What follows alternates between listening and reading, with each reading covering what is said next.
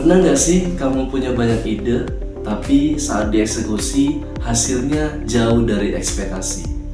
Kamu sudah coba berkarya, tapi seolah tak ada yang menghargai. Apakah masalahnya ada pada ide yang kurang bagus? Atau mungkin kompetensimu belum cukup? Dalam dunia kreatif, banyak orang berbicara tentang passion, tentang semangat berkarya. Tapi ada satu hal yang sering dilupakan, yaitu kompetensi. Tanpa kompetensi, passion hanyalah api kecil yang mudah padam. Kompetensi bukan cuma tentang bakat bawaan, tapi merupakan kombinasi dari 3 hal utama, yakni pengetahuan, keterampilan, dan sikap. Pengetahuan bisa didapat dari belajar dan eksplorasi. Keterampilan bisa diasah dengan latihan dan pengalaman.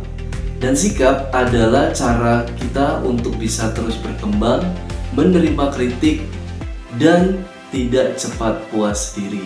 Kombinasi ketiganya akan menjadikan kita tidak hanya menjadi kreator yang produktif, tapi juga kompeten. Pernah nggak sih kamu mendengar seorang fotografer? Yang pertama, dia hanya mengandalkan kamera yang mahal.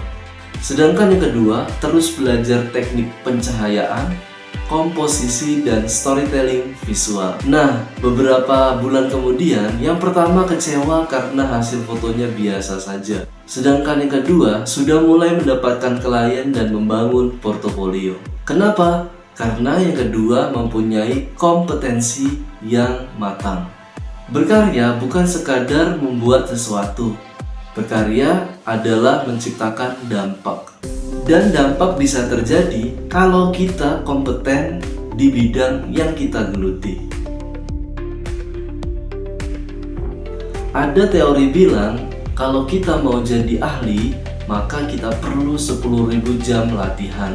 Tapi latihan biasa saja tidak cukup. Harus memiliki 3 elemen penting agar latihan kita menjadi efektif. Yang pertama, latihan yang terstruktur.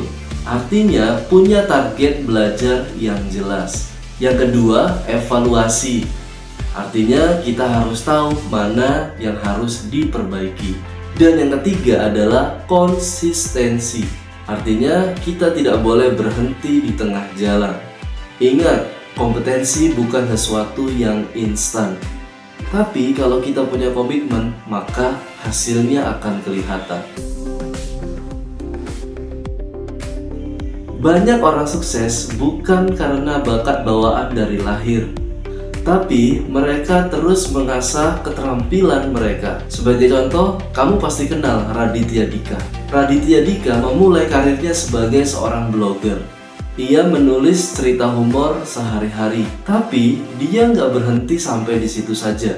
Dia terus mengasah kompetensinya seperti menulis, storytelling, hingga membangun personal branding. Untuk itu, dari seorang blogger, dia terus berkembang menjadi seorang penulis bestseller, lalu merambah ke dunia stand up comedy dan digital content. Ini bukti bahwa menulis saja tidak cukup. Ada kompetensi-kompetensi lain agar karir yang kita bangun terus berkembang. Nah, sekarang aku mau tantang kamu. Coba pikirkan satu keterampilan yang ingin kamu pelajari dalam waktu dekat ini. Coba tulis di kolom komentar apa yang akan kamu lakukan untuk meningkatkan skill tersebut.